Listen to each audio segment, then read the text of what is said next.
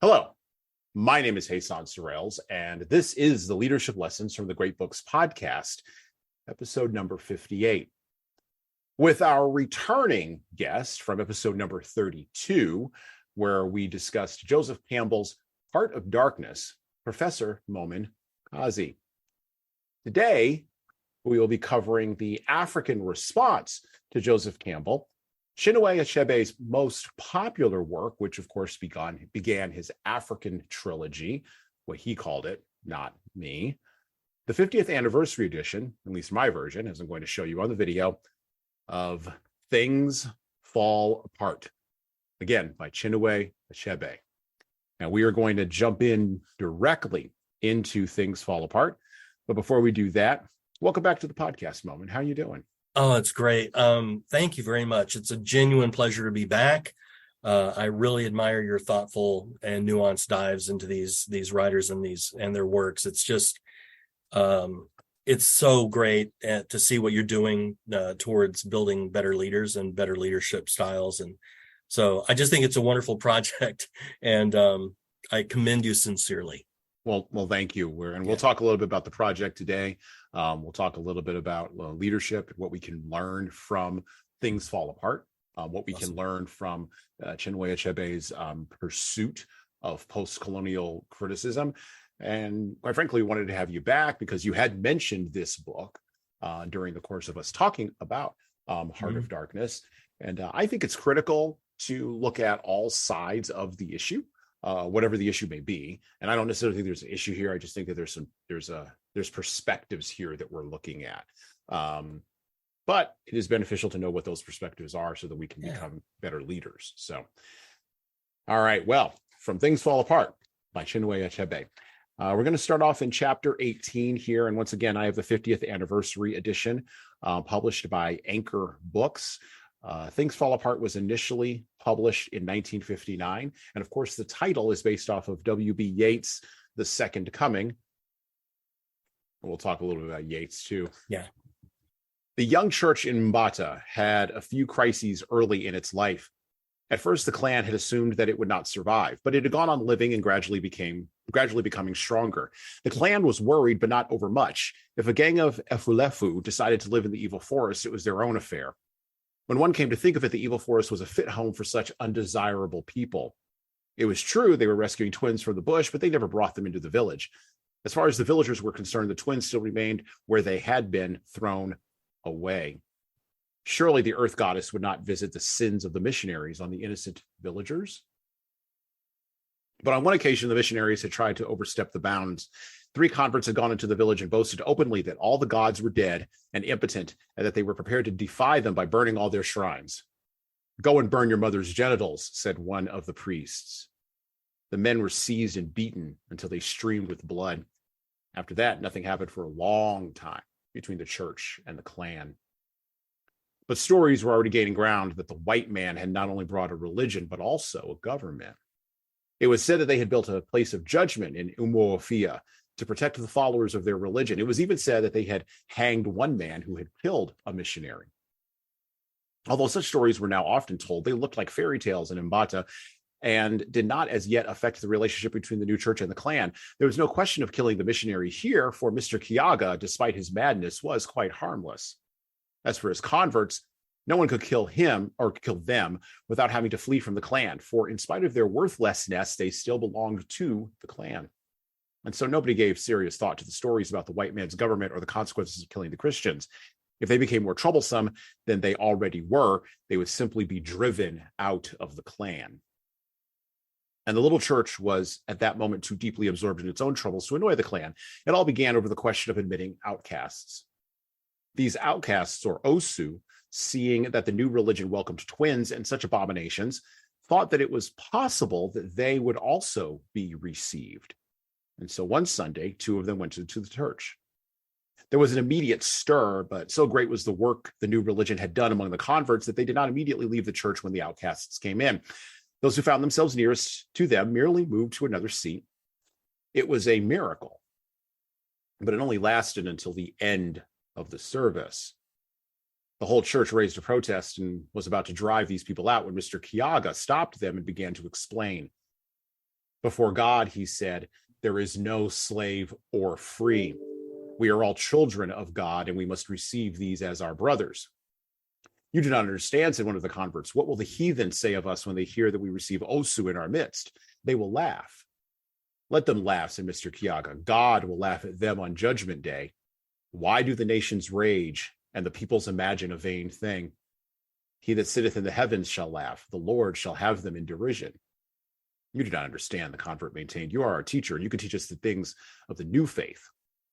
But this is a matter which we know. And he told them what an Osu was.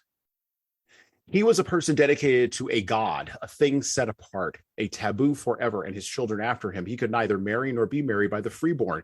He was, in fact, an outcast, living in a special area of the village close to the great shrine. Wherever he went, he carried with him the mark of his forbidden caste, long, tangled, and dirty hair. A razor was taboo to him. An Osu could not attend an assembly of the freeborn, and they in turn could not shelter under his roof. He could not take any of the 4 titles of the clan, and when he died, he was buried by his kind in the evil forest. How could such a man be a follower of Christ? He needs Christ more than you and I, said Mr. Kiyaga. Then I shall go back to the clan, said the convert, and he went. Mr. Kiyaga stood firm, and it was his firmness that saved the young church. The wavering converts drew inspiration and confidence from his unshakable faith. He ordered the outcasts to shave off their long, tangled hair. At first, they were afraid they might die. Unless you shave off the mark of your heathen belief, I will not admit you into the church, said Mr. Kiyaga. You fear that you will die? Why should that be? How are you different from other men who shave their hair? The same God created you and them, but they have cast you out like lepers. It is against the will of God, who has promised everlasting life to all who believe in his holy name. The heathen say you will die if you do this or that, and you are afraid. They also said I would die if I built my church on this ground. Am I dead? They said I would die if I took care of twins. I am still alive. The heathen speak nothing but falsehood. Only the word of our God is true.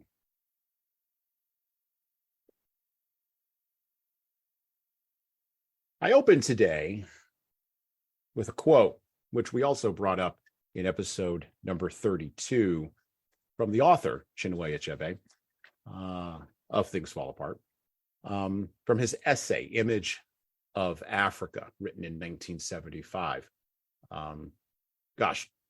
Almost 20 years after the publication of Things Fall Apart.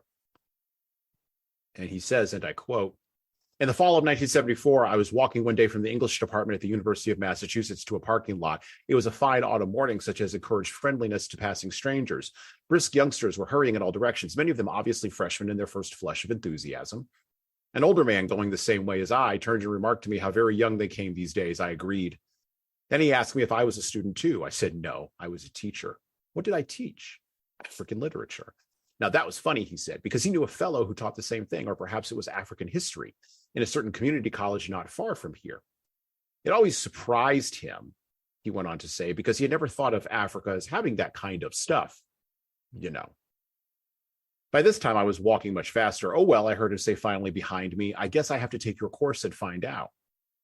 A few weeks later, I received 2 very touching letters from high school children in Yonkers, New York, who, bless their teacher, had just read Things Fall Apart.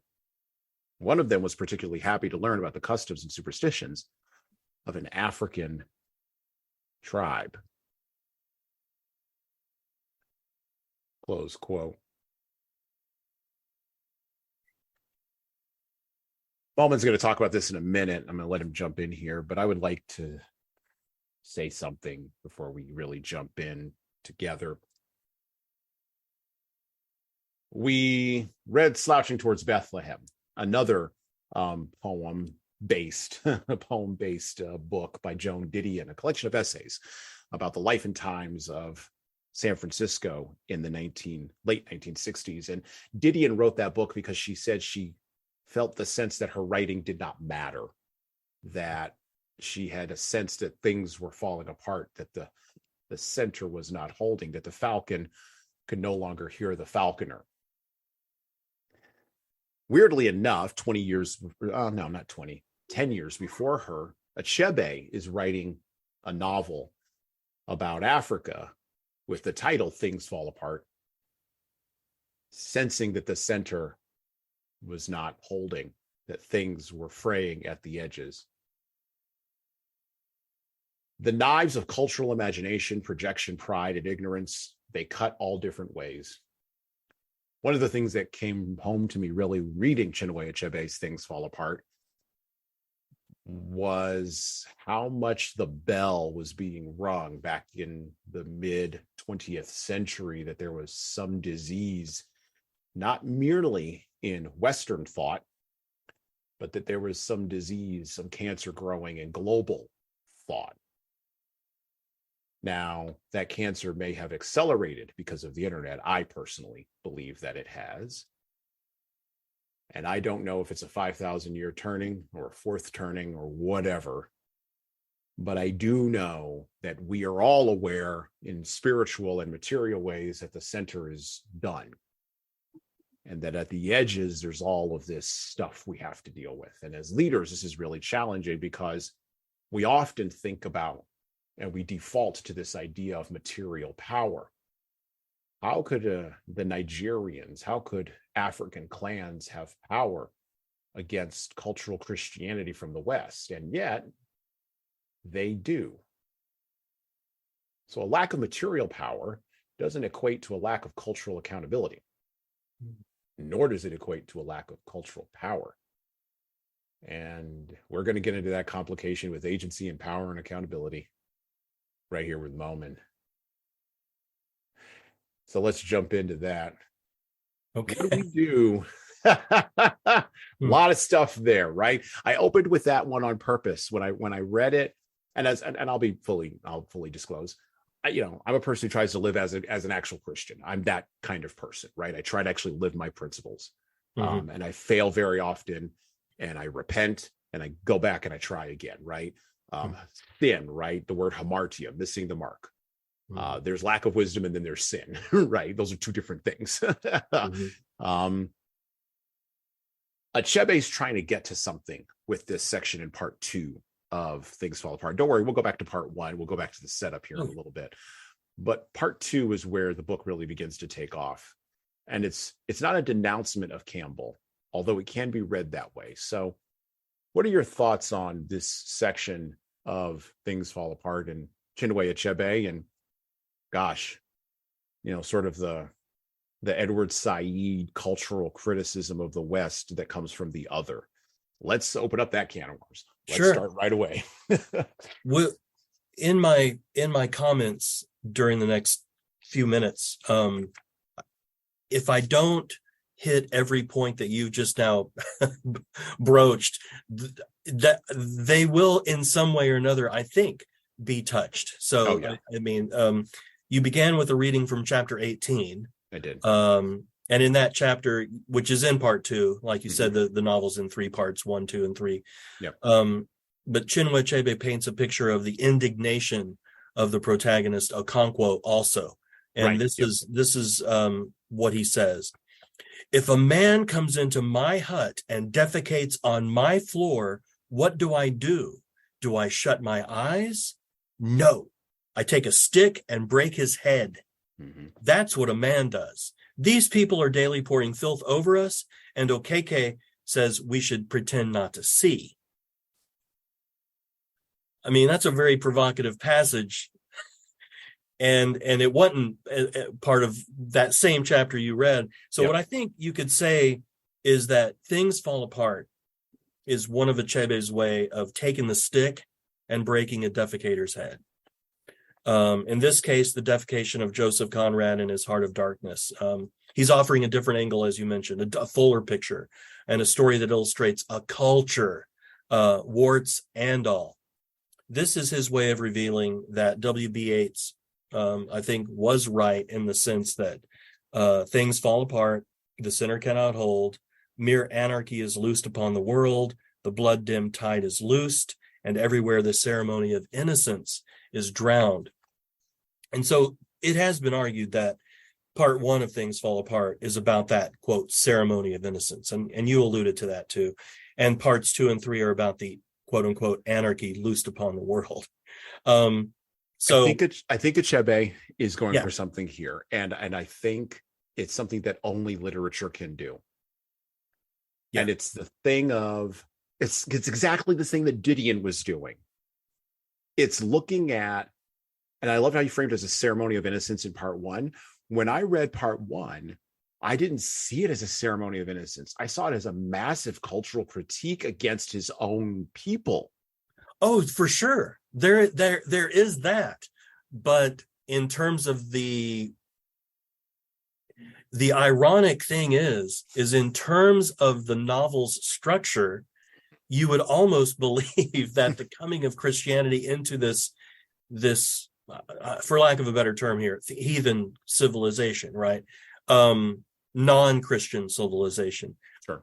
That it be the opposite way around. Like now comes the innocent, the innocence, before was the anarchy.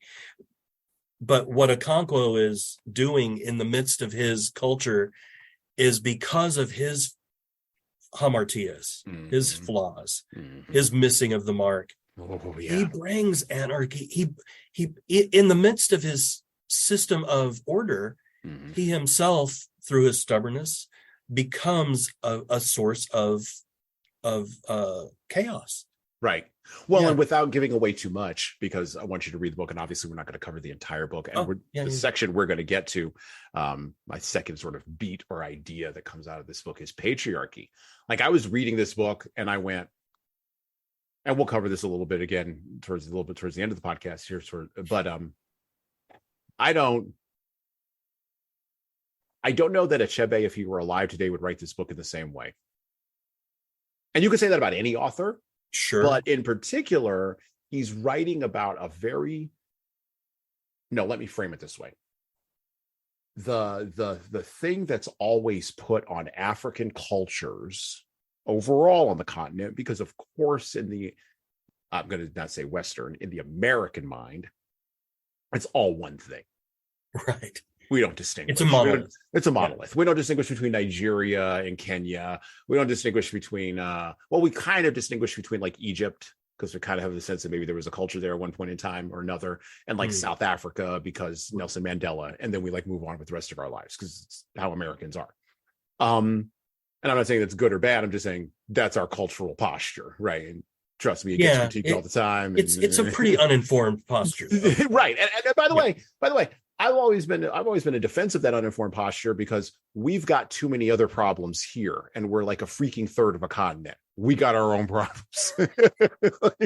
like worry about the people in California. Don't worry about the Nigerians. Anyway, and you can come for me all you want on that. That's fine. Listeners of the podcast, that's cool.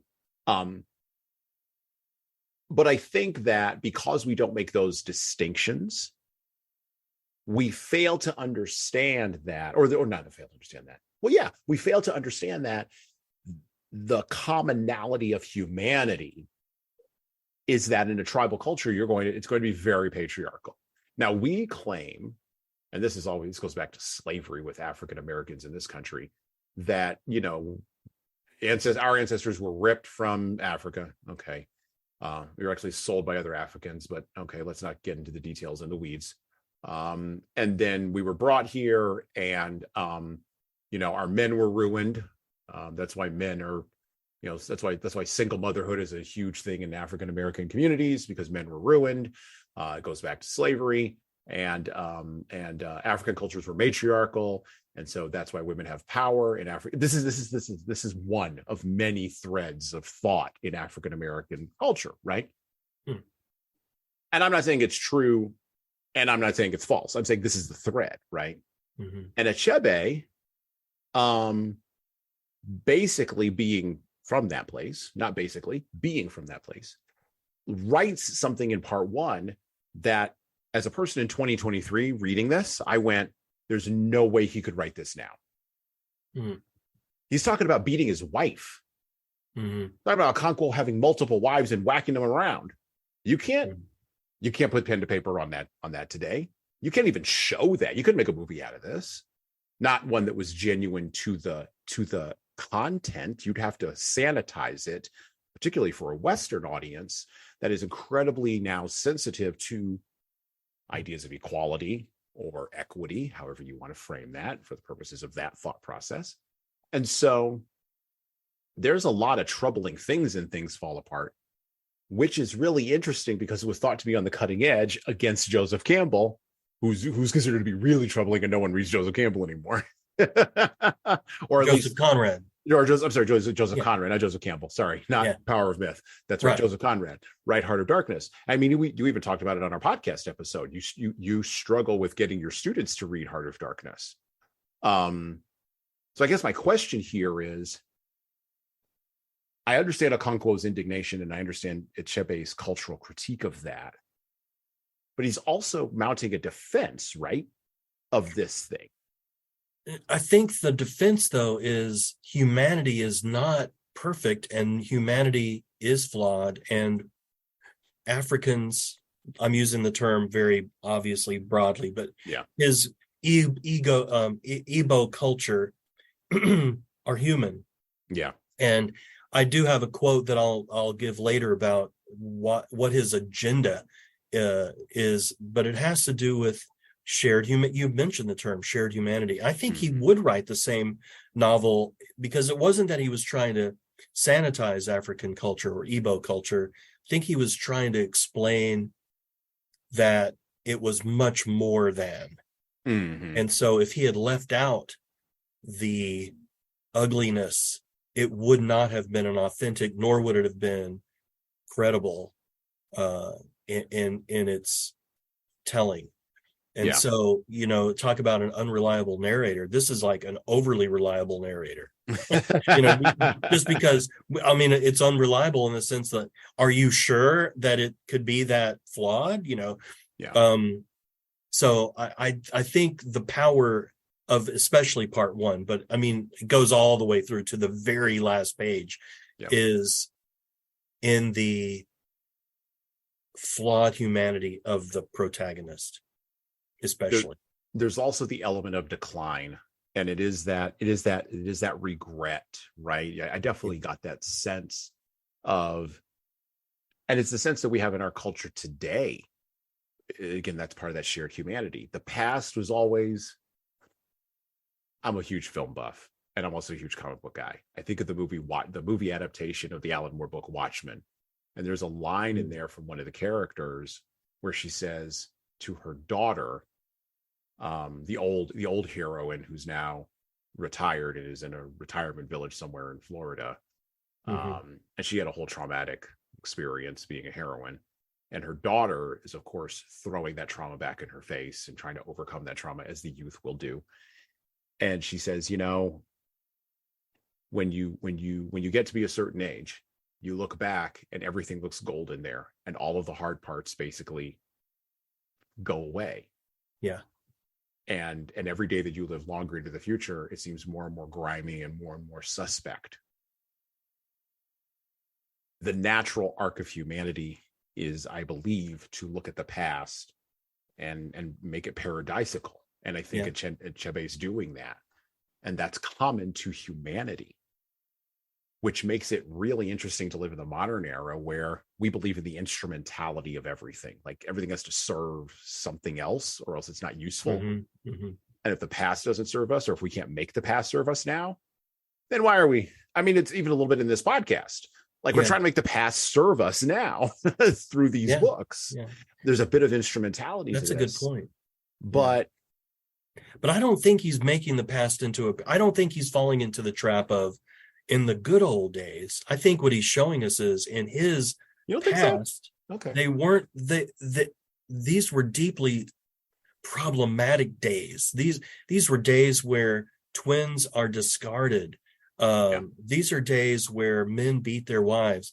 These are men where these are days, yes, it was a patrilineal culture, but these are days where a man is considered womanly or weak, as in an effeminate. In other words, this notion of not being manly is gendered, and so there are so many ways where he looks back on that pre-Christian past and says, this is what it looked like, but it's also woven with many cultural practices and societal structure. with practices and structures that reveal the power of cross-tying, the power of multiple groups that have a voice within a, yes, patriarchal government system, but it's very democratic in that every group has a voice that comes together. There's a lot of value of the ancient, the senior, the older, the elders. There's also these secret societies that are masked. But in other words, there's a lot of cultural beauty and richness incorporated into these aspects of deeply troubling abuses of just human ego and power. But I look at, the artfulness of the stories, which I'll talk about a little bit later too, but like the use of proverbs and stories and songs and cultural acknowledgement of various food practices, and and I see not a romanticization of that glorying of it, but just a recognition of it that a lot of people in the uninformed West just are not aware of. So he is world building for sure. Like he's putting in all the touches, right? He's exposed. It's basically, and I know he was in the Images of Africa essay and that anecdote that I read. Yeah, I definitely got the sense he was resentful, and sort of standing as an avatar for all of African cultures everywhere on the continent. Yeah, and yet you wrote this thing, so the knives cut both ways, right? True. Yeah. And the knife that you use to cut the other, if you are Pache Edward Said, if you're on the other side of that, the knife you use to cut the dominant party can also be turned around and used to cut you. It's right? dangerous to use the master's tools to dismantle the master's house. But there's also the reward with the risk. There is. Yeah. Speaking of wisdom, I want to touch on this because I'm going to skip around a little bit. But I want to know, I want to go to how do you know when things are falling apart. So I want to explore a little bit of this wisdom thing from chapter 14. Talk about Okonkwo. This occurs after, let me set this up a little bit. This occurs after Okonkwo is banished from his tribe, from his clan, as punishment, interestingly enough, for, I fundamentally believe, for an act that he committed, a sin, a hamartia that he committed, that he was not supposed to commit. Yeah. But he did it anyway, because if he hadn't done it, he would have been going against the rules of the clan. And so that's kind of the setup in part one. Yeah. Sort of. He didn't have to be the one who actually he didn't have to execute. Yeah, he didn't have to execute. Yeah. But he was going to, because of who he is. That perception. Yeah. He was going to follow through on his own nature. Want to be weak. Exactly. And so he's now banished with his 3 wives to a community that is matrilineal in nature. And so he's feeling a little bit of friction here. And he gets some wisdom from an unexpected source. So back to the book, back to Things Fall Apart. On the second day, Uchendu called together his sons and daughters and his nephew, Okonkwo. The men brought their goatskin mats, with which they sat on the floor, and the women sat on a sisal mat spread on a raised bank of earth. Uchendu pulled gently at his gray beard and gnashed his teeth. Then he began to speak quietly and deliberately, picking his words with great care. It is Okonkwo that I primarily wish to speak to, he began, but I want all of you to note what I am going to say. I am an old man, and you are all children. I know more about the world than any of you. If there is one among you who thinks he knows more, let him speak up. He paused, but no one spoke. Why is Okonkwo here with us today? This is not his clan. We are only his mother's kinsmen. He does not belong here. He is an exile, condemned for 7 years to live in a strange land, and so he is bowed with grief. But there is just one question I would like to ask him. Can you tell me, Okonkwo, why is it that one of the commonest names we give our children is Neneke, Neneka, or Mother is Supreme? We all know that a man is the head of the family and his wives do his bidding. A child belongs to his father and his family, and not to its mother and her family. A man belongs to his fatherland and not his motherland, and yet we say, Neneka, Mother is Supreme. Why is that? There was a silence. I want Okonkwo to answer me, said Uchendu. I do not know the answer, Okonkwo replied. You do not know the answer. So you see that you are a child. You have had many wives and many children, more children than I have. You are a great man in your clan, but you are still a child, my child. Listen to me and I shall tell you. But there is one more question I shall ask you. Why is it that when a woman dies, she is taken home to be buried with her own kinsmen? She is not buried with her husband's kinsmen. Why is that? Your mother was brought home to me and buried with my people. Why was that? Okonkwo shook his head. He does not know that either, said Uchendu, and yet he is full of sorrow because he has come to live in his motherland for a few years. He laughed a mirthless laughter and turned to his sons and daughters. What about you? Can you answer my question? They all shook their heads. Then listen to me, he said, cleared his throat. By the way, pause just for a moment before he goes. I wrote in the margins of my copy, that's gangster, what he's about to say. Back to the book. It's true that a child belongs to its father, but when a father beats his child, it seeks sympathy in its mother's hut. A man belongs to his fatherland, and when things are good and life is sweet. But when there is sorrow and bitterness, he finds refuge in his motherland. Your mother is there to protect you. She is buried there. And that is why we say that mother is supreme. Is it right that you, Okonkwo, should bring to your mother a heavy face and refuse to be comforted? Be careful, or you may displease the dead. Your duty is to comfort your wives and children and take them back to your fatherland after 7 years. But if you allow sorrow to weigh you down and kill you, they will all die in exile. He paused for a long while. These are now your kinsmen. He waved at his sons and daughters. You think you are the greatest sufferer in the world? Do you know that men are sometimes banished for life? Do you know that men sometimes lose all their yams and even their children? I had 6 wives once. I have none now, except that young girl who knows not her right hand from her left. Do you know how many children I have buried? Children I begot in my youth and strength? 22. I did not hang myself, and I am still alive. If you think that you are the greatest sufferer in the world, ask my daughter, Akwene, how many twins she has borne and thrown away. Have you not heard the song they sing when a woman dies? For whom it is well, for whom it is it well. There is no one for whom it is well. I have no more to say to you.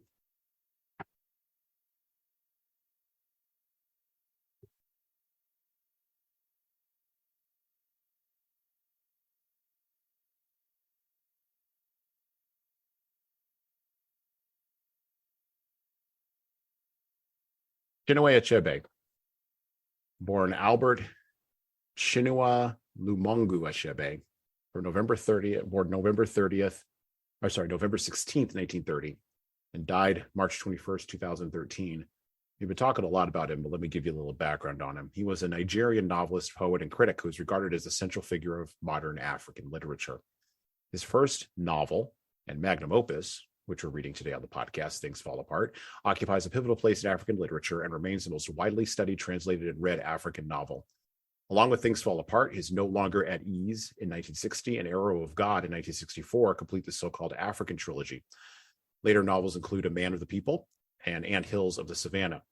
Achebe is often referred to as the father of African literature, although he vigorously, as we already spoke about, rejected that characterization. Born in Ogigdi, colonial Nigeria, Achebe's childhood was influenced by both Igbo traditional culture and post-colonial Christianity. He excelled in school and attended what is now the University of Ibadan, where he became fiercely critical of how Western literature depicted Africa. Moving to Lagos after graduation, he worked for the Nigerian Broadcasting Service, NBS, and garnered international attention for Things Fall Apart. He was also involved in the Nigerian government for many, many years, and quit He didn't like the corruption. He didn't like the way people were putting their hands in the pot and taking advantage of the people.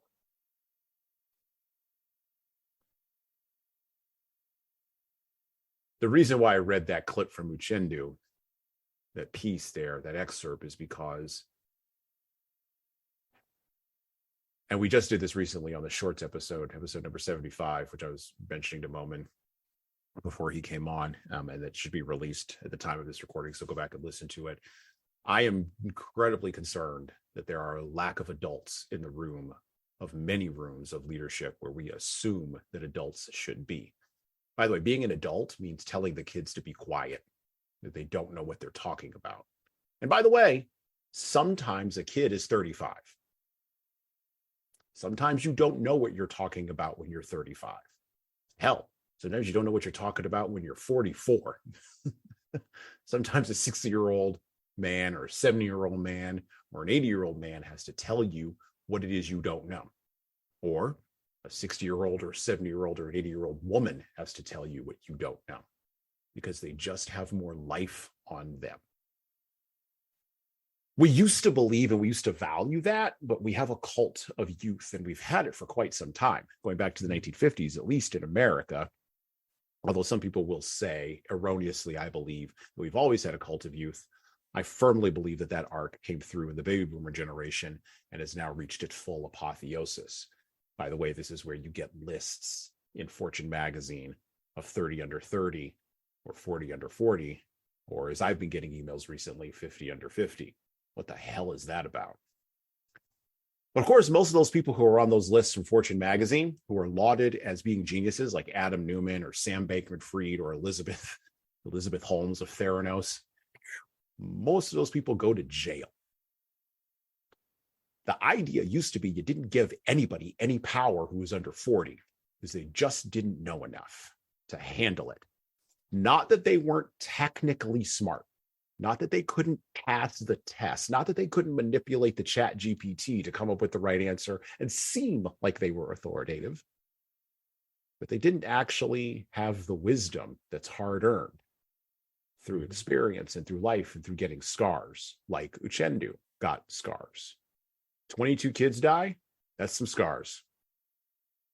And Okonkwo, for all of his will and his nerves of steel, is young and just doesn't have life on him. This is a real tension moment in our culture today. And you're in higher education. I was in higher education. We were in a unique field where I was in a unique field, and you currently are, where the youth will have its day, because every year there's a new batch of freshmen showing up, a new batch of 18-year-olds with new ideas on culture, new ideas on communication, new ideas on process, new ideas on thought. And yet, how many chat GPT essays are you going to be looking at the next year? And the challenge for you, I would think, as a professor who has earned your stripes is, how do you tell those, and I'm going to use the term kids, sorry folks, how do you tell those kids that they're just not as smart as they think they are, or alternatively, that their intelligence is not all that there is? Because that may be the first time they hear that message showing up in your class. That's a question for leaders, by the way, too, which leaders have been struggling with this one for the last 15 years now. How do you tell the youth in a youth-based culture that they need to sit down and listen to some wisdom? Yeah, it's a tough question. I know you have a pregnant pause there, but if I could insert just a second. Yeah, go ahead. No, the pregnant pause, it's the pause, and I'm just letting you think about it. Yeah, go ahead.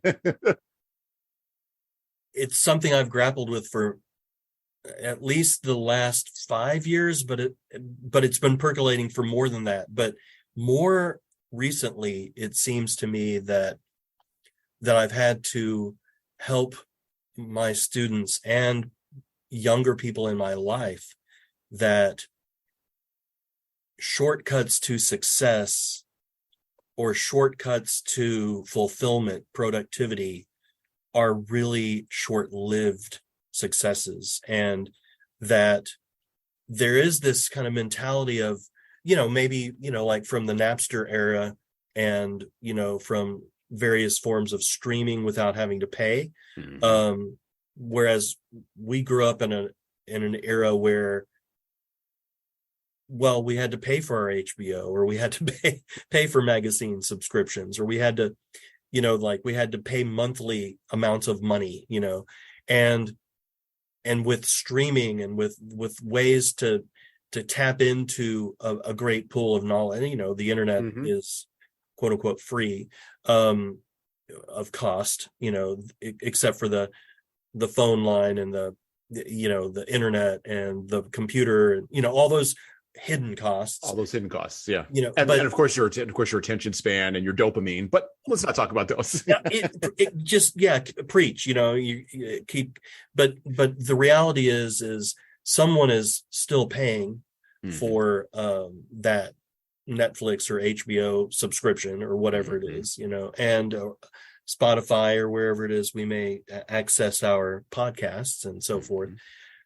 But a lot of younger people have learned how to with much more facility than I have, and maybe you even, but the ability to game the system. And there's like this kind of badge of honor, like, well, I got what you got, but I didn't have to pay for it, right. And it's like, no, it's not right, because they're coming after me now to pay that bill. So you may be tapping into my Wi-Fi and using my streaming service for free to download a season of Game of Thrones or whatever it is, but I'm paying for it. Someone's still paying. Someone's still paying. Yeah. And so, but with maybe some age and experience, and there is an appreciation of the cost of things. And so when you say Chat GPT, it's like another way for some people with a certain mindset to kind of game the system, like, oh, well, this will be, I'll just give them my prompt and this will come back to me a ready-made product. But the reality is those ready-made products, as good as they may seem to be, are at the expense of your own creativity, your own mental muscle, your own initiative, so the strength that's being groomed as perhaps the one to laud is the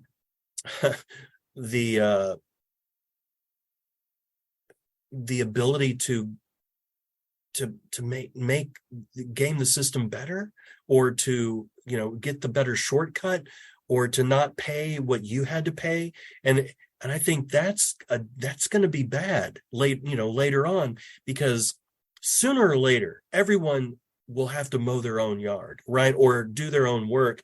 They will have to come to the point where the muscle is being exercised. And I hope that it doesn't atrophy too much before that happens. So that was way of a rabbit trail. No. That's exactly it. Because taxes come in different ways. Good point. Yeah, great way to put it. Taxes come in different ways. So my oldest daughter, who is getting ready to be a freshman in college next year, graduating this year. Great. God bless her. Just got her first tax bill. The woman is irate. I just went through doing my taxes. I presume you probably have already done yours. God bless you. If you have not, again, God bless you. God go with you. But it became real when she had to write a check to the IRS. All of a sudden, now she's got an opinion because she worked, she did labor, she got paid for it. Then there's this other entity that exists over here that says, oh, I would like a cut of what you did. And the first thing out of her mouth is, they weren't the ones doing XYZ work when I was there. Why am I? What is happening? Okay. Now, don't get me wrong. It's not a big check. It's a small check. It's nothing. But the principle is beginning there of there's taxes for everything. Got to pay for the common good somehow. Right. Yeah. Now, we can argue, and we do very much in this country, about what is common and what is good and how do we define that. Yes, absolutely. All that. Right. And I'm not disagreeing that roads are a great thing. We need sidewalks. We need infrastructure. Cops. Infrastructure, cops. Yeah. I mean, I pay for when my cereal gets stolen, I want a cop to show up. Like, I'm not gonna call Ghostbusters. I'm not gonna call the guy down the street. And I'm sure your stereo is a good one. Oh, it is a very good one. Yeah, yeah, exactly. Yeah. And I don't want to have to pay for private security forces. Right. Because that leads into anarchy, and then we're into other areas that are just totally ridiculous, right? Yeah. But I also want the system to work. So right. when there is a problem at a school with a person with a weapon, and you're not going to let me take care of it, I want you to run in and take care of it. That's what I'm paying you for. That's the deal. I outsourced all of my ability to take care of that problem to you by virtue of me writing a check to pay my taxes. I think part of what we are seeing fall apart in our society and culture with the lack of adults in the room at all levels, and I'm not just talking about in the media, that's an easy target, public sector services, is when the basics that we just expect for the system to work, now we're getting pinpricks that those basics aren't working. And you can argue about guns all day. We can argue about school shootings all day. At the end of the day, the good guys with the guns with badges need to run into the place. And if they're not running in, we got a rot problem. That's rot in the system. Because then the question for me as a person who can't run in and writes the check and is expected to write another check is, what the hell am I paying for then? Which is a legitimate question, by the way, to ask. Where exactly is my money going? Because I can keep however many hundreds of thousands of dollars or thousands of dollars or hundreds of dollars. The dollar amount doesn't matter. I can keep that amount in my pocket and go fix the problem myself. Me and some people together who are of like mind. That's the tension in the arguments that we have between what's the public good versus private need. And that's the two sides of that rope. Now, when we talk about students, the lack of understanding of where that tax is, and this is why you see so many motivational speakers these days floating around the edges of Gen Z culture, is because the tax is actually in the work. Yeah. So if I were to teach a freshman literature class this year, in light of ChatGPT-4, I would say, number one, and maybe this will be helpful for you, but maybe this will be an idea, but this is how I would approach it. I'd say, number one, we're going to read hard books. That's the first thing we're going to do. We're going to read like 4 of them this semester. We're going to read 4 hard books this semester. And you're going to listen to 4 hard podcasts about these books. Maybe the Leadership Lessons or the Great Books podcast, maybe not, whatever, pick your podcast. Yeah.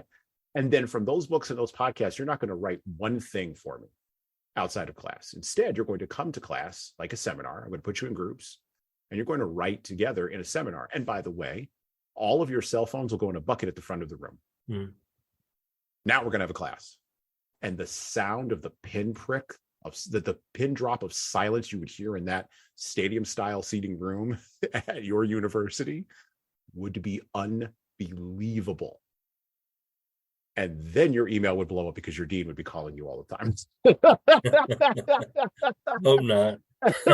Right. But I mean, somebody's going to have a problem in that room with that idea, because that idea presents the work. That's the challenge of the work. It almost doesn't matter what the subject matter is of the book or the subject matter of the podcast. The offense is that I would have to do the work because of, like you pointed out so brilliantly, the shortcuts there, and I've gamed the system, so I should just be able to game this. So just tell me how to game the system so that I can move on.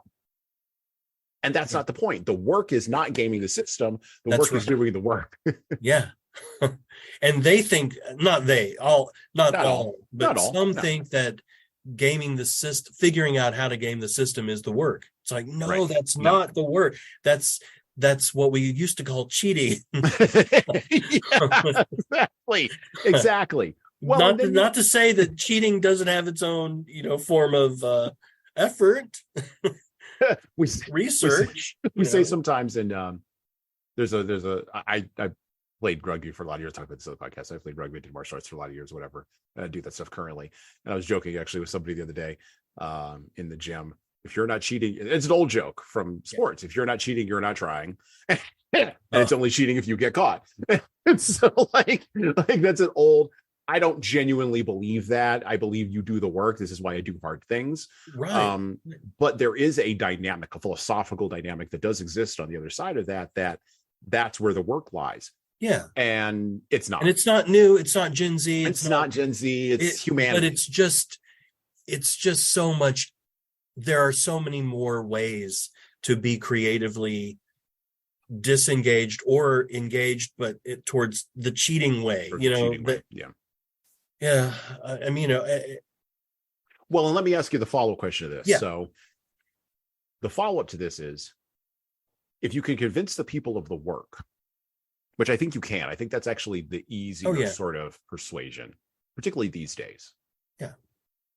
Even in a giant seminar class with 100 students, like, it's still easy. By the way, I would recommend doing that, because I don't want to read ChatGPT produced writing, and I don't want to read your bad writing. Right. I don't want to read any of it. I'm tossing all that out. Yeah, I'm a literature guy, but I'm tossing all that out.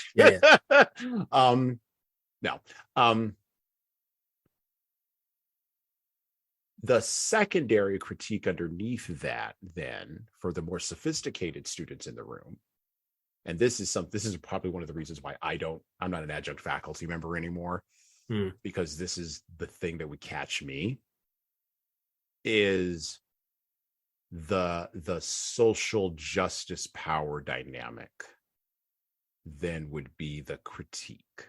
You're in front of the room and your privileged group here. How dare you tell me from my minority underrepresented group? And by the way, this already started happening to me in business schools when I was teaching years ago. I saw this coming like 3-4 years ago, because I was already getting, like, people would walk up to me after the first day of class and I'd be like, this isn't going to be easy. It's a business class, but it's not going to be an easy class. They would literally walk up to me and go, so I'm from XYZ group. And I'd be like, okay, what are you going to do for me? Nothing. Like, here's the syllabus. And that during that time, 4 or 5 years ago, that was, oh, you sweet summer child. That was a time of innocence. Because you could just be like, and they would be disgruntled, but they would walk away. Now that disgruntlement has moved into, I'm going to complain, right? I'm going to report you, or whatever. I never we dealt with some hard subjects in business, like corruption and fraud and things like that. I never put trigger warnings on my syllabuses. I never did any of that garbage. Like, you're in school, you got to be able to handle this. Okay. Yeah. How do you address that secondary critique? Because you do get the sense from culture, at least the places that I go in culture, that is something that's definitely a secondary sword in the sheath. And I wonder, as professors, do you have to worry about that, particularly when you're dealing with content like this, where, and I hate using content when you say books like this, or books like Shakespeare, right? Or even W.B. Du Bois' Souls of Black Folk, right? Let's say you're reading Souls of Black Folk, right? He says some things in there that quite frankly offend modern sensibilities, particularly around education, and what education's actually for, that modern sensibilities would say, particularly modern, let's say 19, 20-year-old sensibilities are going to say, nope, I'm out with that. That doesn't match my worldview. And you're a person of privilege at the front of the room. How dare you give me this as an avatar of your beliefs, which I know they're not, by the way, but it's just, that's the framing, right? How do you address that? Because that dynamics has got to be shuffling around underneath. It's fraught with risk and danger and some reward. But the reality is those very issues are present in Homer's Iliad, Odyssey, Ovid's Metamorphoses. Yep. As well as,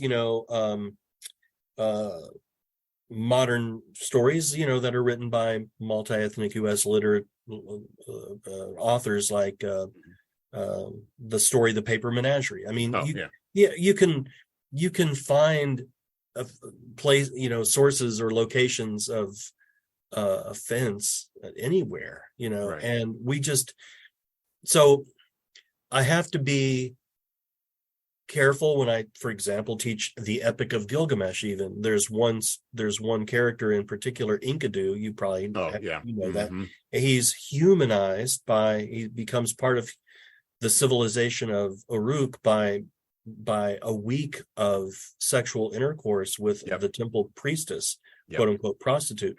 And the details in the translations that my students read are pretty mild, but some translations are much more graphic. But I have to be careful even in like broaching that topic, because some people have never talked about any form of sexual, or maybe it's about medicinal use, or whatever. I mean, various topics, that used to not be talked about in polite society, right? Religion, politics, sex. Whereas now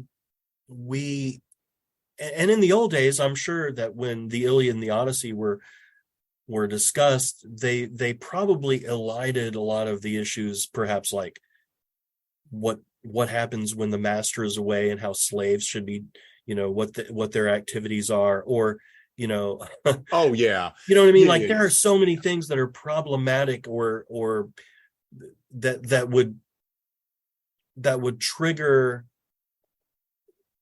very critical conversations, which I think are necessary, but in the past were just sort of accepted as, well, that was just their culture, and so they didn't, the modern at that time reader might not have been foregrounded as, like, we don't accept this, right.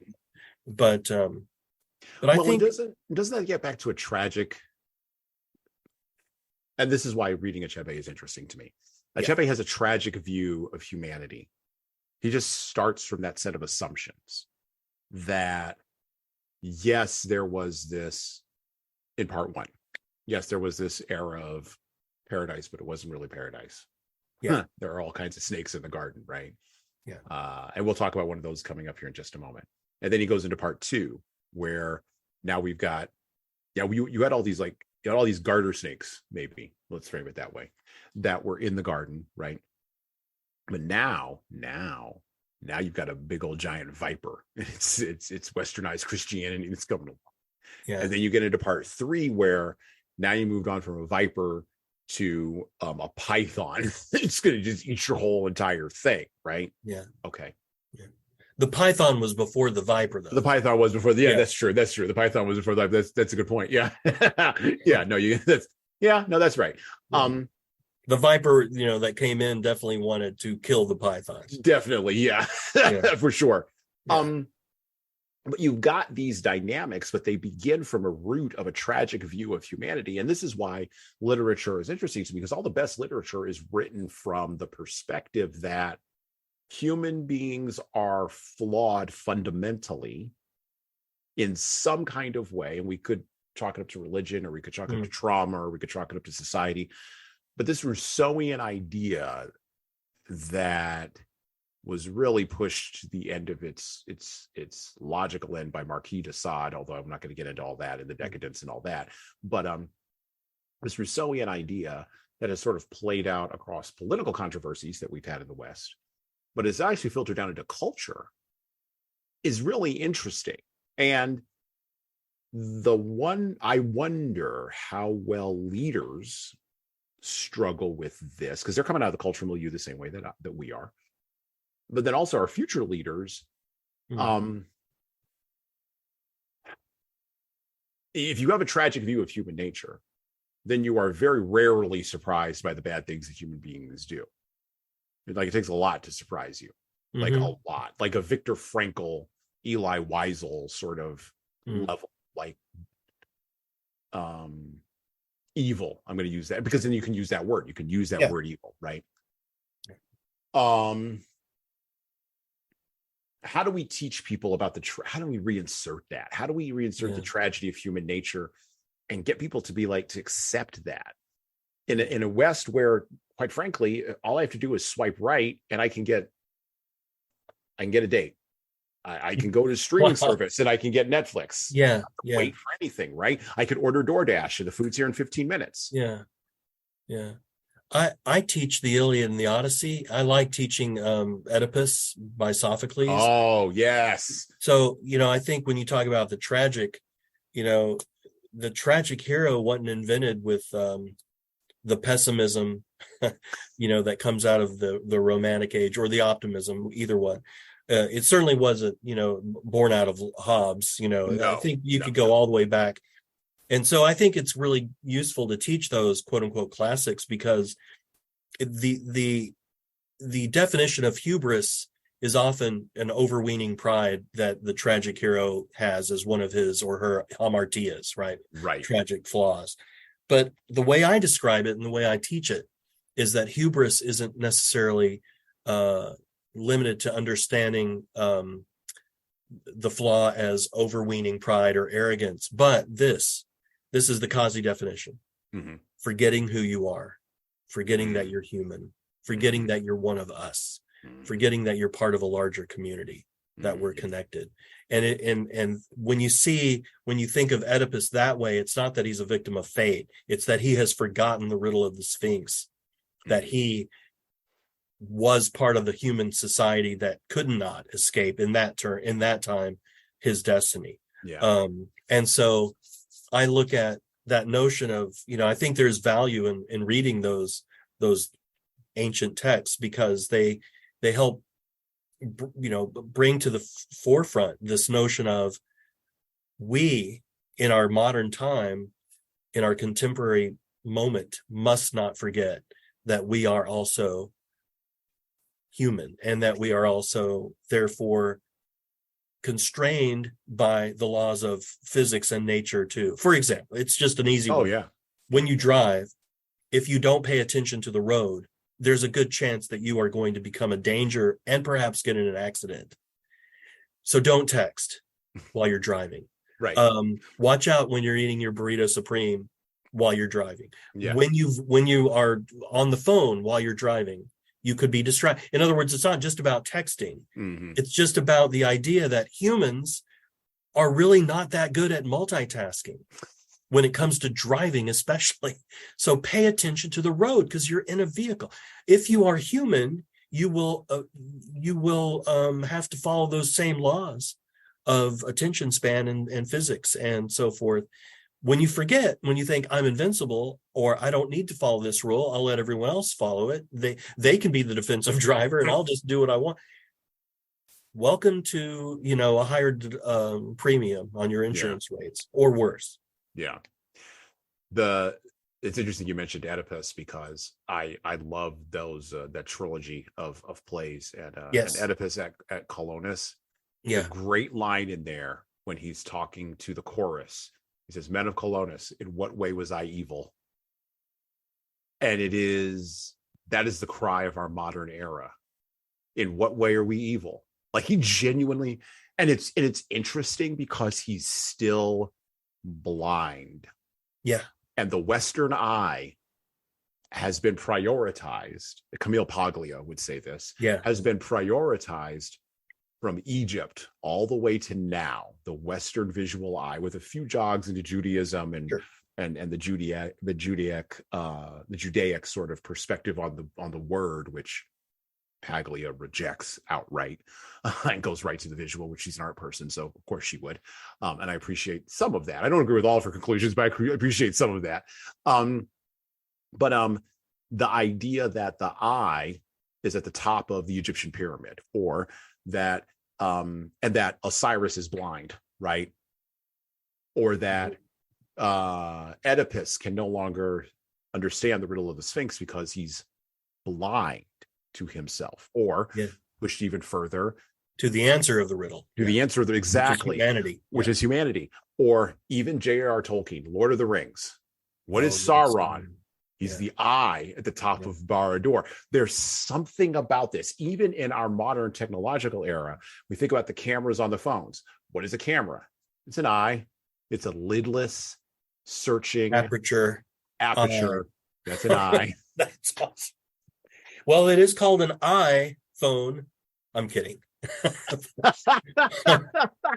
And so there's this idea in the West that the eye is primary. And when Oedipus says, "In what way was I evil?" he's merely verbalizing his blindness at the top of the pyramid. That's awesome. These students that you're teaching, I worry that they are blind because of technology. They've outsourced their eye. Wow. Yeah, that's really powerful insight. And you look at some of the wiser past voices, like Plato talks about the prisoner who's released from the cave, and he goes out into the light. He sees reality, but he is blinded by the light. It takes him a while to adjust. But then when he goes back into the cave and talks to his fellow prisoners and tries to explain just what is out there and how real it is and how substantial, they look at him like an idiot because he's blinded. He can't see in the dark. It takes, so he looks like a crazy philosopher, and Tiresias is the blind man guiding Odysseus in the place of the dead, but he's even the notion that Homer himself could have been a blind kind of Demodicus figure, but he's telling these great stories, whether he was blind or not. But I think John Milton decries the loss of his eyesight when he says he writes a sonnet on, to his blindness. Well, and even we just did a whole month on Shakespeare.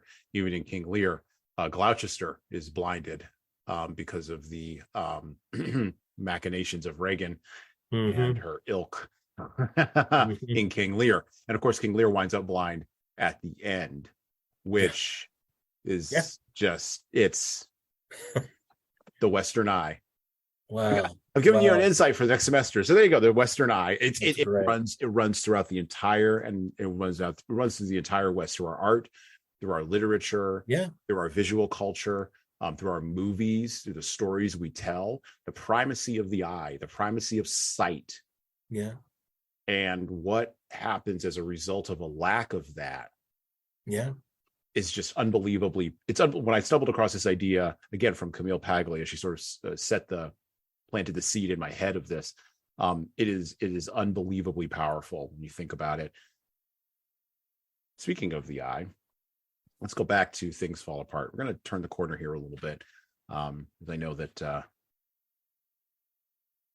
Moumin is on a little bit of a time crunch, and I want to get to so many things in this book. So many conversations to have. This has been fun talking. Yeah.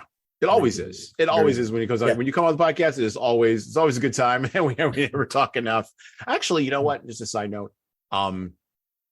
We could talk about this a little bit offline, but I would be interested in talking with or maybe we could set up a panel discussion with your class around Oedipus, or maybe around one of these plays, and maybe even recording it, and bringing that in more of a. We could talk about that a little bit. Yeah, that'd be good. Might be a good idea. It suddenly occurred to me that might be a good idea to do. I teach it every semester, so it'd be awesome. All right, back to the book. Back to Things Fall Apart. Let's talk a little bit about some of the more problematic, to use a modern term, elements of Things Fall Apart. And talk a little bit about Okonkwo and his struggles in chapter 3 of Things Fall Apart.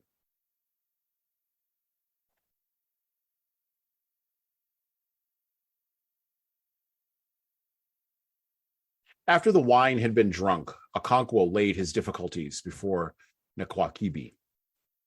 I have come to you for help, he said. Perhaps you can already guess what it is. I have cleared a farm, but have no yams to sow. I know what it is to ask a man to trust another with his yams, especially these days when young men are afraid of hard work. Proving that's not a new thing. I am not afraid of work. The lizard that jumped from the high iroko tree to the ground said he would praise himself if no one else did. I began to fend for myself at an age when most people still suck at their mother's breasts. If you give me some yam seeds, I shall not fail you. Nwakibie cleared his throat. It pleases me to see a young man like you these days when our youth has gone so soft. Many young men have come to me to ask for yams, but I have refused because I knew they would just dump them in the earth and leave them to be choked by weeds. When I say no to them, they think that I am hard-hearted, but it is not so. Eneke, the bird, says that since men have learned to shoot without missing, he has learned to fly without perching. I have learned to be stingy with my yams, but I can trust you. I know it as I look at you. As our father said, you can tell a ripe corn by its look. I should give you twice 400 yams. Go ahead and prepare your farm. Okonkwo thanked him again and again and went home feeling happy. He knew that Noakibe would not refuse him, but he had not expected he would be so generous. He had not hoped to get more than 400 seeds. He would now have to make a bigger farm. He hoped to get another 400 yams from one of his father's friends at Isuzuo. Sharecropping was a very slow way of building up a barn of one's own. After all the toil, one only got a third of the harvest. But for a young man whose father had no yams, there was no other way. And what made it worse in Okonkwo's case was that he had to support his mother and two sisters from his meager harvest. And supporting his mother also meant supporting his father. She could not be expected to cook and eat while her husband starved. And so at a very early age, when he was striving desperately to build a barn through sharecropping, Okonkwo was also fending for his father's house. It was like pouring grains of corn into a bag full of holes. His mother and sisters worked hard enough, but they grew women's crops like cocoa yams, beans, and cassava. Yam, the king of crops, was a man's crop. The year that Okonkwo took 800 seed yams from Noakibe was the worst year in living memory. Nothing happened at its proper time. It was either too early or too late. It seemed as if the world had gone mad. The first rains were late, and when they came, lasted only a brief moment. The blazing sun returned more fierce than it had been known, and that had ever been known, and scorched all the green that had appeared with the rains. The earth burned like hot coals and roasted all the yams that had been sown.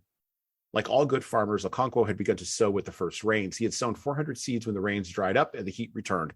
He watched the sky all day for signs of rain clouds and lay awake all night. In the morning, he went back to his farm, saw the withering tendrils. He had tried to protect them from the smoldering earth by making rings of thick sisal leaves around them.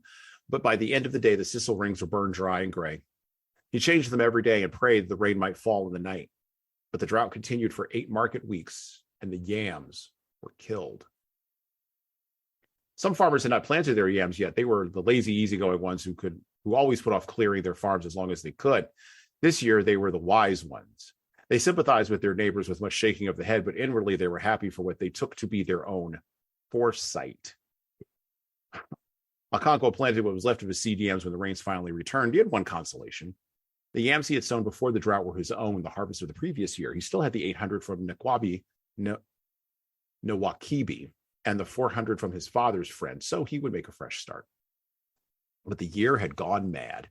Rain fell as if it had never fallen before. 4 days and nights together, it poured down in violent torrents and washed away the yam heaps. Trees were uprooted and deep gorges appeared everywhere. Then the rain became less violent, but it went from day to day without a pause. The spell of sunshine, which always came in the middle of the wet season, did not appear. The yams put on luxuriant green leaves, but every farmer knew that without sunshine, the tubers would not grow. That year, the harvest was sad, like a funeral, and many farmers wept as they dug up the miserable and rotting yams.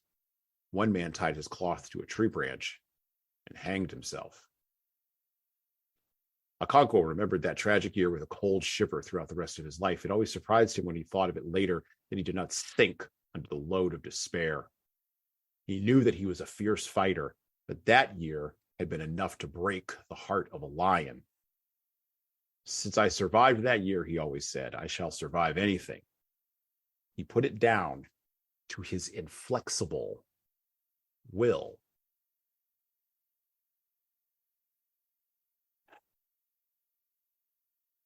There are parallels in that section to the struggles of Wang Lung in Pearl Buck's great novel, The Good Earth, which we read on the podcast in episode number 47 earlier this year. With rice and famine in China. Matter of fact, the parallels are almost stunning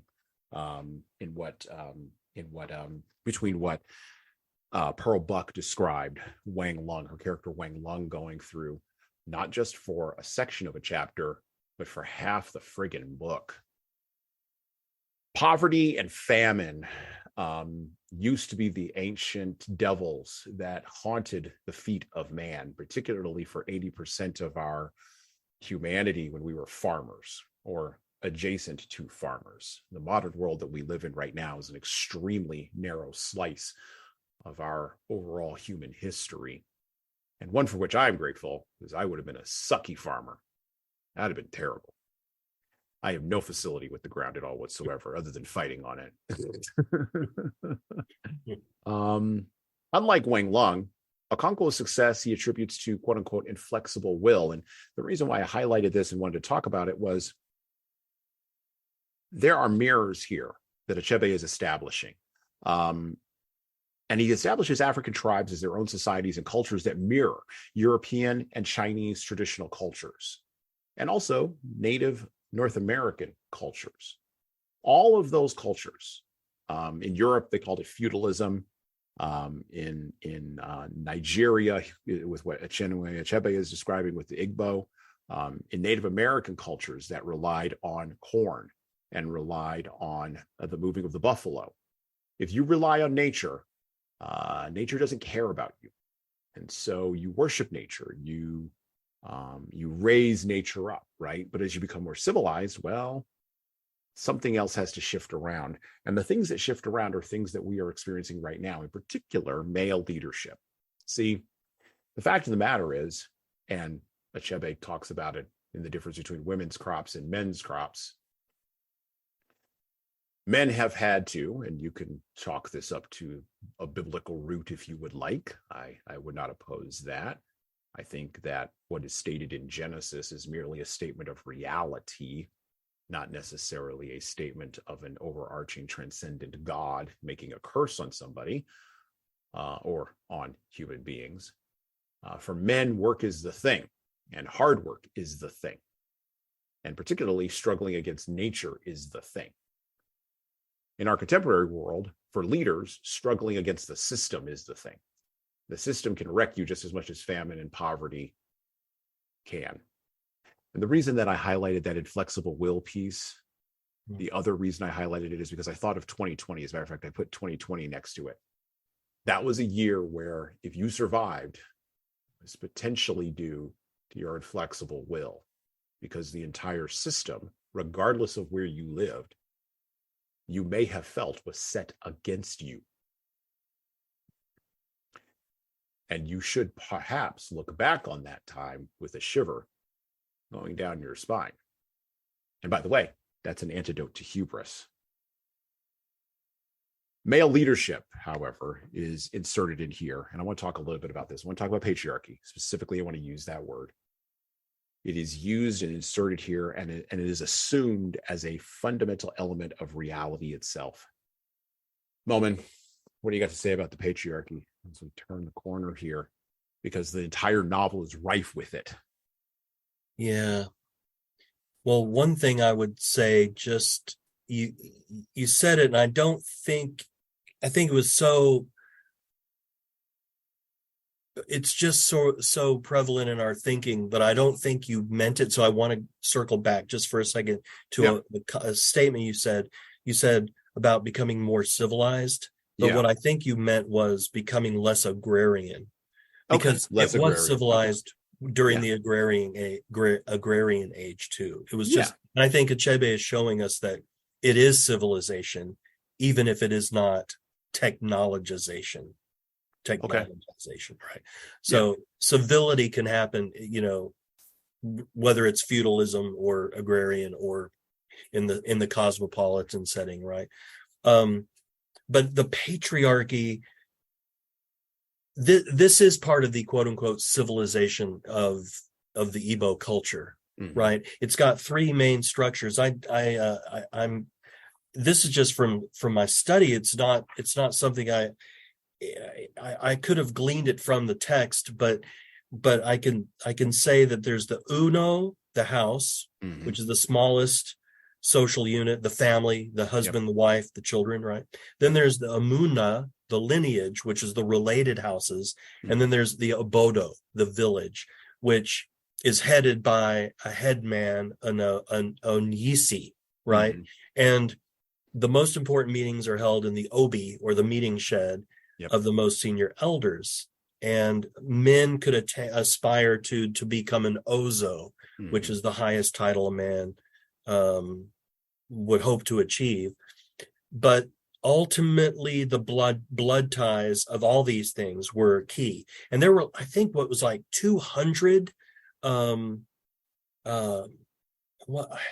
don't know if I wrote it in my notes somewhere, but there were 200 groups. Each of the groups had 20 to 30 villages in each group in the Igbo society, right?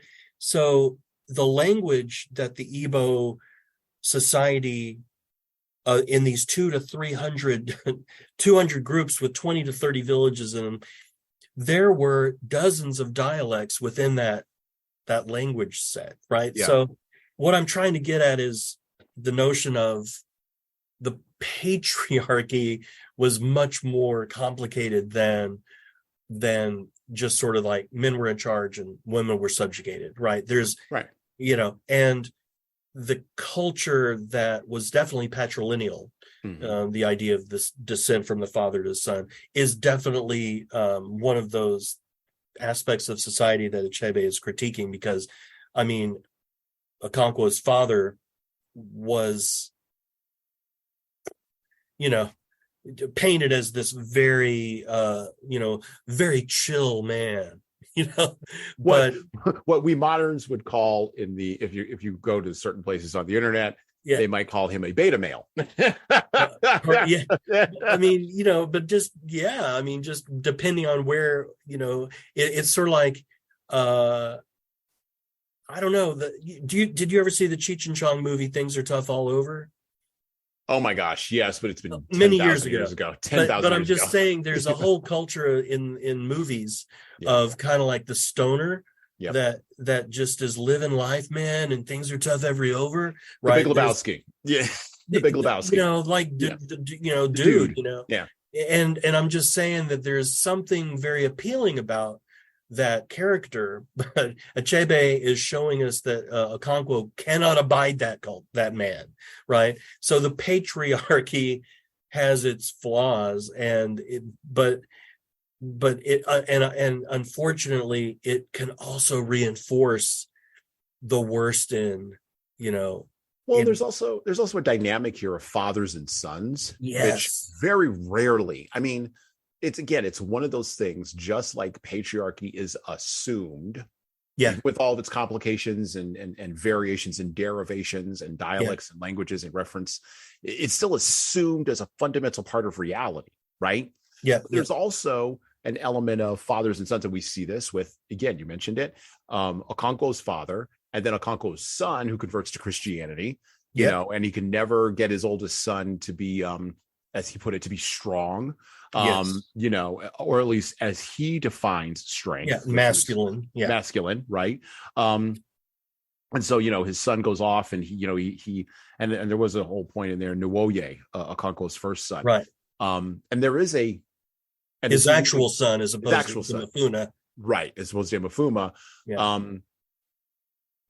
There's a whole dynamic, which I didn't find out about this till recently. I was talking with somebody who's from India recently, and has lived in America for many, many years. And we were talking about culture and the idea of the first son lineage and sort of how that plays out. Because you also, again, you see the same dynamic in the Good Earth, where Wang Lung has his two sons, and he basically busts his butt to make sure that the oldest son and the youngest son both learn how to read. And of course, it turns out that the oldest son is a wastrel, which is interesting, and doesn't care about any of that. And the younger son turns out to be the one, because the second son turns out to be the one that's valuable. And we know in Chinese Asian culture that second sons, but there's a lot of pressure on that first son. And by the way, it's the same thing in Indian culture, right? And and even in recently, we learned from Harry, it's common in the British monarchy too. Right. It's common in the British monarchy. Yeah, and by the way, the leftover, Well, and I think this idea that we have in the West of this overarching egalitarianism just isn't. As I get older, I question sort of the fundamental assumptions that we walk around with in the world at all levels, right? And I wonder if the fundamental assumption of egalitarianism that comes out of a democratic mindset is actually something that is fundamental to reality, or if that was always a tack on and a higher order achievement. And that the founding fathers, yes, I did use that term on purpose, might have understood this at a deeper level even than we do, and might have set up and they weren't sure, but they had a sense that this was going to be something that was going to be higher to achieve to, but they weren't quite sure if it was going to be a poison pill or a brass ring. And so when you I think especially Benjamin Franklin, Thomas Paine, I think you're onto something there, really. Yeah. And as the older I get, the more I get the sense that the default setting is the first son gets everything, second son, okay. And daughters, we're not even going to talk about it, right? Right. And when we struggle against the fundamental nature of reality, like Okonkwo is doing, you have to have an inflexible will to do that. Or, at the very minimum, really good aspirational founding documents. That's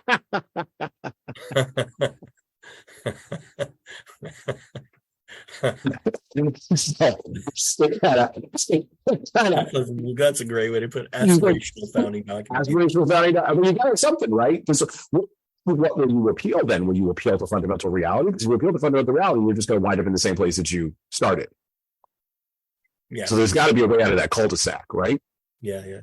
And I don't think, I wonder if appeals to egalitarianism are just going to wind us back in that cul-de-sac. And I don't talk about anything involving gender fluidity or transgenderism on this podcast. I don't wade into those waters. Because that's not the point of this podcast, and B, that's not the point of this podcast. So, my opinions on that are irrelevant to what we are doing here or thinking about here. With that being said, there is a push against some realities there, and even Richard Dawkins has mentioned this. There's a push against some realities there where those natural realities are going to push back. And in the dynamic between fathers and sons, we see in Things Fall Apart that dynamic pushing back and forth. And so, yes, you have the father who's the Big Lebowski, Cheech and Chong kind of type. And then we have the son who actively rejects the path of the father and totally goes in a different direction. And so we don't talk about sons actively rejecting the path of the father unless the son is successful. Now, the son's a failure, we'll talk about it all the time. But if the son's a success, we'll talk about it all the time. But if the son's a failure, we're just going to kind of go, well, that's where they came from, and we just kind of walk off in the other direction. My question for you is, and I'm fascinated by fathers and sons, by the way, this is why I'm bringing this up. I'm fascinated by the dynamic because there's so much assumed in that isn't actually actively, or I shouldn't say isn't, is just now beginning in my time to be actively pulled apart.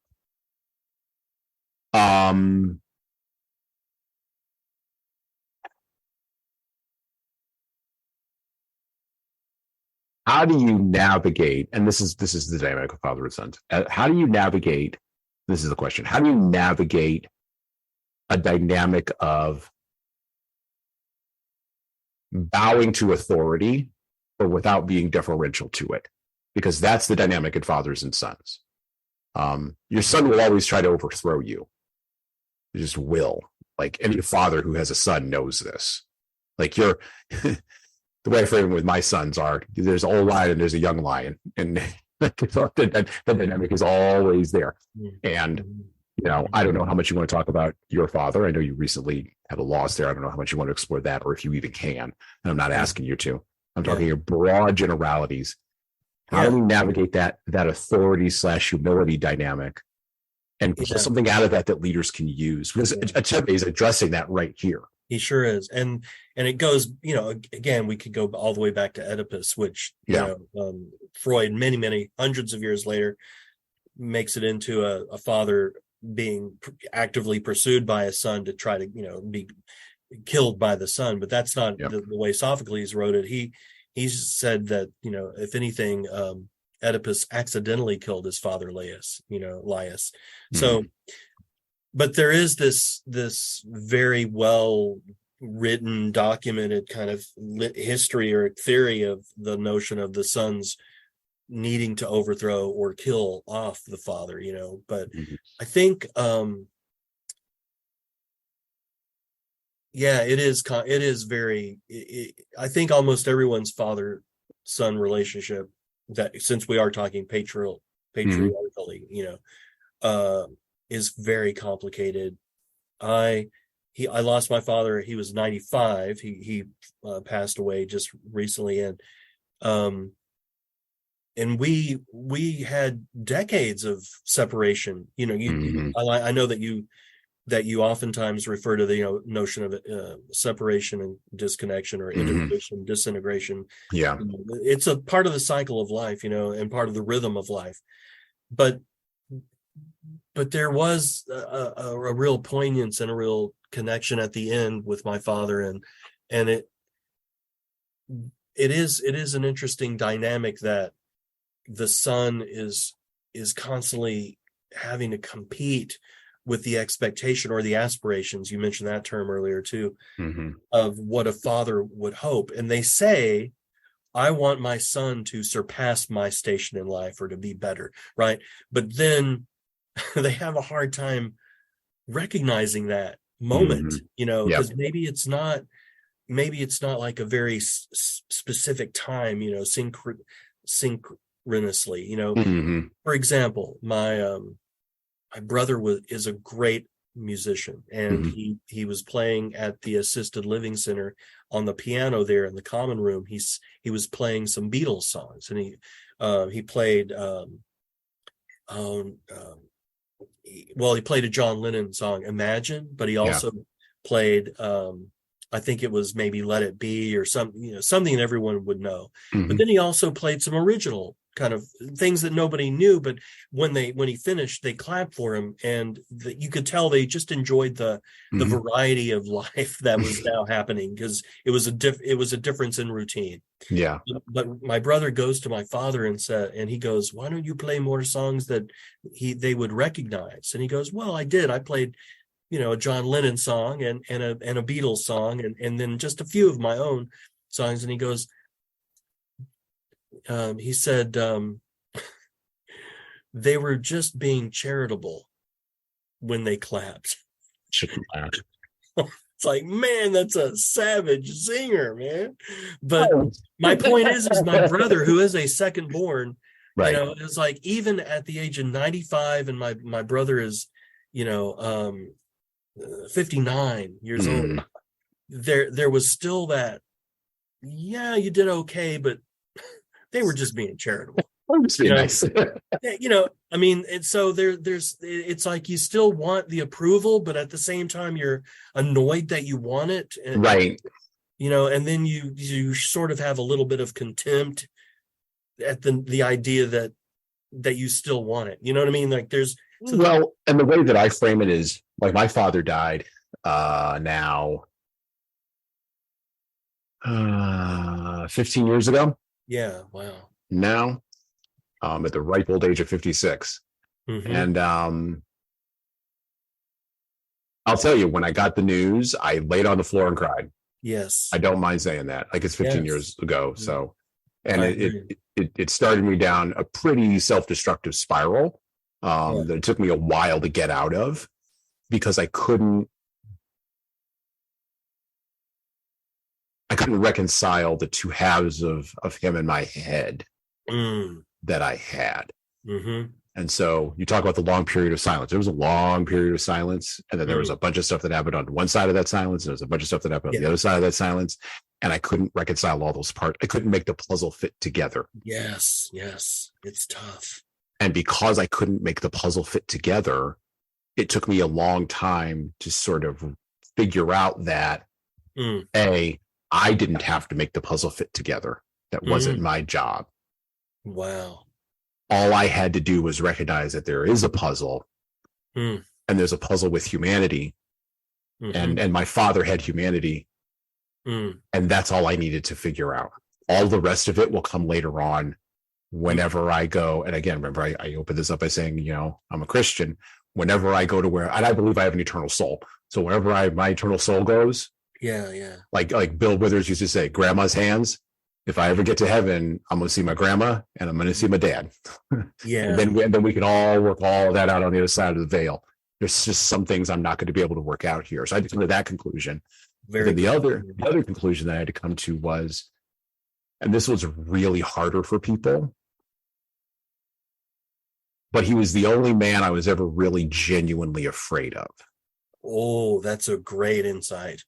Like Wow. fear all the way down to the bottom of your guts. Not the kind of fear that like, oh, fear of like getting into a bar fight, or, and I've been in fights before, you know. I know what you mean. Yeah, you know, I'm that guy. Like I was a fighter ever since I was like 12 and 90 pounds and like, Yeah, me too. You know, yeah, like I'm that guy, right?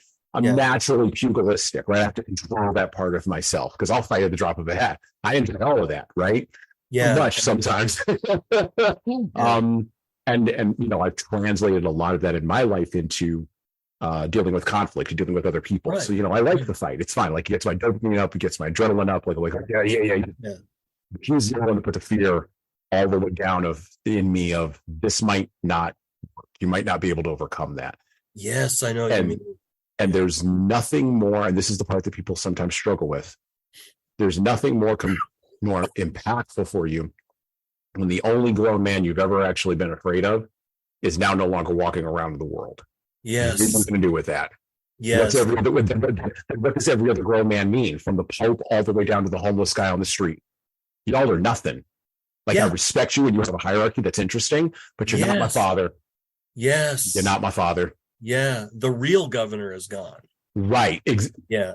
Exactly. And look at, I mean, this is way out, but I mean, look at what happened to Tiger Woods. Oh, yeah. When his father died. Right. I mean, the governor was gone. Gone. Yeah, and the party was gone. and I mean, really, the rest of his career has never been the same. Oh, no. But this rite of passage that, whether it happened when when you were 15 years younger, 16 years younger, or in my case, just 2 months ago, not even 2 months ago, it's a very difficult rite of passage. And the thing is Okonkwo in the novel is constantly contending with this relationship with Umofa, his own father. And I know that we only have a few minutes left. I wanted to say that one of the lessons that we could maybe apply to leadership does come from that patriarchal relationship, and that's that we need to learn from the past, but try not to overcorrect into new errors. There you go. So it's very important. Coming out of the novel, it's like in our own lives, I think it's important to ground our vision with peripherality, and secure as wide of a view as possible. We've talked a lot about insight. Achebe didn't hide the warts, and so I think it's important that we foreground the blind spots in our own leadership style so that we can achieve clarity, take better action. And it all really relates to this notion of, the awareness that Achebe builds into the novel of this fraught relationship. Absolutely. And so much of his troubles stems from the way he's dealing or not dealing well with his conflict with his father. Absolutely. Well, thank you for joining us on the podcast today. We're gonna continue on a little bit longer. Got a couple other points I want to make, but I want to thank you for showing up and for stopping by, for gracing us with your wisdom and your insight. Tell us all the places we can find you. All those links in the show notes. and I have so many more ideas that I kind of sketched out too. One thing I would hate to not be able to mention. Yeah. So before I still have about 10 minutes, but I'm going to look for it in my notes because it's too good to miss. Okay. And that is. Achebe in his novel commented about his use of proverbs and figurative language. Yes. And so, as an English professor, but I just had to show, like he said, for example, things like, there must be a reason for it. A toad does not run in the daytime for nothing. That's one of the quotes, it's more difficult and more bitter when a man feels alone. It's like it's better he includes a song on page 58. There's a Just So story about why the tortoise shells is not smooth. Yes. Right? There's the mother kite, there's the roaring flame. He talks about Okonkwo is called a roaring flame because there's a lament, living fire begets cold, impotent ash. So the reason he did that on purpose, and here's the quote, he wanted to show that African peoples did not hear of culture for the first time from Europeans, that their societies were not mindless, but frequently had a philosophy of great depth and value and beauty, that they had poetry, and above all, they had dignity. So all the foibles, all the flaws, all the triumphs, and all the transitions and changes, I think at the core of it was he wanted to show that Igbo culture had dignity. I think dignity is about being seen as not being beneath someone else, as being considered inferior. It's like all cultures have their foibles, their flaws, but they are more than those, and they're more complex than that. And especially, he says, there's one great quote about, they're saying, how can they tell us about our culture when they don't even speak our tongue? Right. You remember that one? Oh, yeah. And it's like, I think, Achebe is showing us, look, you may not speak our tongue, but here's part of our culture's complexity. So, and I'm going to force you to know a little bit of our tongue by virtue of some of the language that I incorporate, the proverbs. And, there's a thing where he says, it's one of the best lines ever. Among the Igbo, the art of conversation is regarded very highly, and proverbs are the palm oil with which words are eaten. It's like on page 10, Yeah. So I'm just saying he shows us that it's a complex culture with a wonderful, rich language and history and so forth. And I think we frankly need that in leadership today, almost more than anything else. There's an attitude that what we need is an attitude of the inherent worth of ourselves, our fellow citizens, and the nature we share during the short spans of our lives, whether they be very young, killed before they're twins, because they're twins, or a 95-year-old man dying in an assisted living home. We're connected. Yeah. And dignity is so important. Achebe's characters may have been flawed, but they had, and we have, dignity. And so on that note, I think that's a good spot. Put a pin in it, and I wish we had an hour. If you want to get back together and talk for another 45 minutes, I think we should do a part two. I do. I think we should do a part two when things fall apart. I think we should revisit it. There's awesome kinds of things to talk about in part 3, even. Because I only really focused on part 1 and part 2. We can really go into part 3.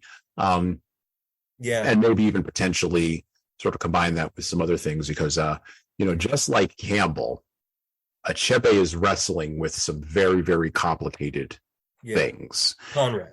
I keep saying Campbell. Conrad. I don't have Campbell in my head. But just like Conrad, just like Heart of Darkness, Achebe is wrestling with numerous complicated things. And I also think that the positioning of Things Fall Apart in the middle of the 20th century drives a lot of this struggle. One of the things that, again, we see in our literature from the 20th century that we don't see in literature from before the 20th century, or even before the 18th century, is this struggle against the forces of existential nihilism, even down to the tribal level. You can see it where the edges are being questioned, and and it's not just the Christian missionaries coming in. It's the myths being questioned. It's the presence of seemingly meaningless deaths and strange portents, myths that don't work anymore. And then, of course, outside forces, albinos, as they put it, that seemingly invade without rhyme or reason, right? And weirdly enough, in our scientific as I said before, sort of it's got to be useful mindset that we have now. That idea of complex dignity is sort of framed as sort of a just so thing, or something that is happenstance. And it's not. It's fundamental to what you're saying. It's fundamental to how we see ourselves and how we see the ways in which we operate in the world. And yet, myths and death and portents, disillusionment and elitism isn't going to save us, just like it didn't save Okonkwo. The scientific rationalism that Okonkwo is almost ruthlessly moving towards to save himself, just like we have ruthlessly moved towards in the West, isn't going to save us either. There's always going to be a backlash, sort of a Dionysian backlash to the Apollonian will of scientific rationalism. And we see that in our modern era with what I would consider to be paganistic public practices, the Grammys and other places. And that's just a visual representation of things that you can see on social media every day. And some of us will chalk that up to entertainment. Yeah. But I do think it's a Dionysian backlash to the Apollonian eye. Okay. Sure looks like it. It certainly does. We're talking about the Greeks too. I mean, it certainly looks like a return to temple worship. And I'm not saying this as a person who's like, perhaps maybe no. I'm just merely observing it, and you may take from it what you will.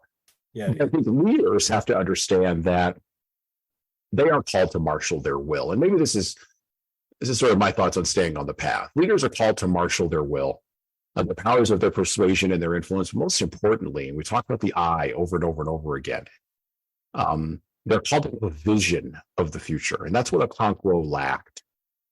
He lacked a vision. He didn't see a way out. He was blind, right? Yes. And politicians don't possess vision, just immediate pragmatism for the immediate now. Ideologues, which we seem to be defaulting to a lot of different places in the West, have vision. They do, for sure. And they've got passion, but it's poisoned by their pet passions and by their secret vices, even ones that they don't admit to themselves. And so for us as leaders, I think it's very, very important to focus on that complex dignity, to maintain that vision, that steady vision, to be the adult in the room that says no when things are going off the rails and is willing to fall on the sword of accountability and responsibility if it comes to that, to show an inflexible will towards the good, quite frankly. Will that eliminate all of the evil or all of the wrong, or will it translate all of the hamartia, like alchemy, into the gold of goodness? No. I'm too old. And I've been around too long to believe that. But I do believe we have to try, because if we don't, well, the Dionysian, cathartic natural nightmare is always down there at the bottom. And it's always what you can descend to after the tower of your civilization, whether it's a clan or a community in 2023 or 2024 or whenever you're listening to this, falls down. You can always descend into the chaos of madness. With that, I'd like to thank you so much. It's been a pleasure coming on the podcast again. Thank you so much. We mentioned it with Joseph Conrad, and it may be one of the best ways to end this. My part is just to say that leadership nowadays, we've got to bring back nuance, compromise, accommodation, cooperation.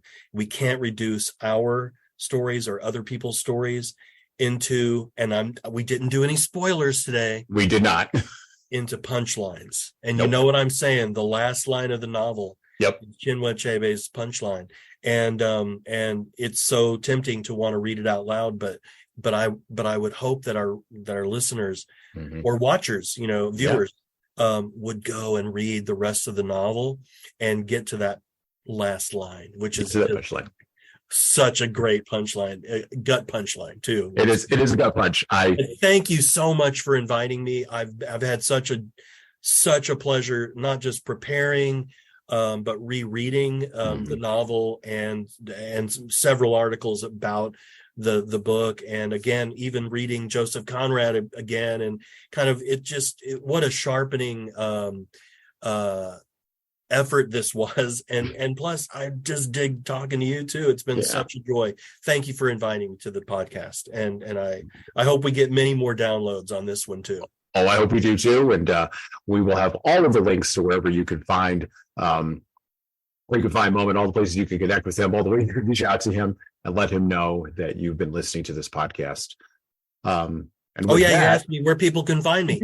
I'm at Tarleton State University. Tarleton State University. So go on their website, find him, reach out to him. We'll have his email address and his links all there. Yeah. And with that, well, we're out. Listen and subscribe to the Leadership Lessons from the Great Books podcast on all the major podcast players that you listen to podcasts on, including iTunes, Stitcher, Google Podcasts, and even Spotify.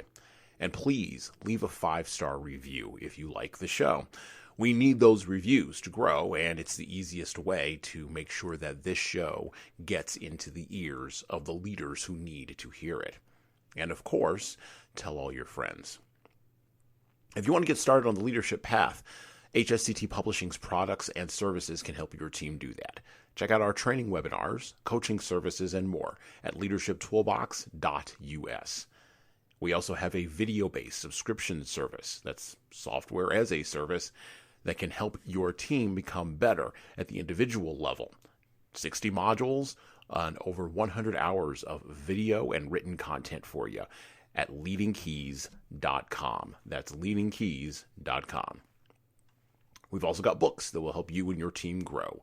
Pick up a copy today of My Boss Doesn't Care, 100 Essays on Disrupting Your Workplace by Disrupting Your Boss, and subscribe to the Little Red podcast I launched earlier this year with the same name as that Little Red book. My most recent book is 12 Rules for Leaders, the Foundation of Intentional Leadership, co-written with contributions from Bradley Madigan. This is the book for right now that was written for leaders right now.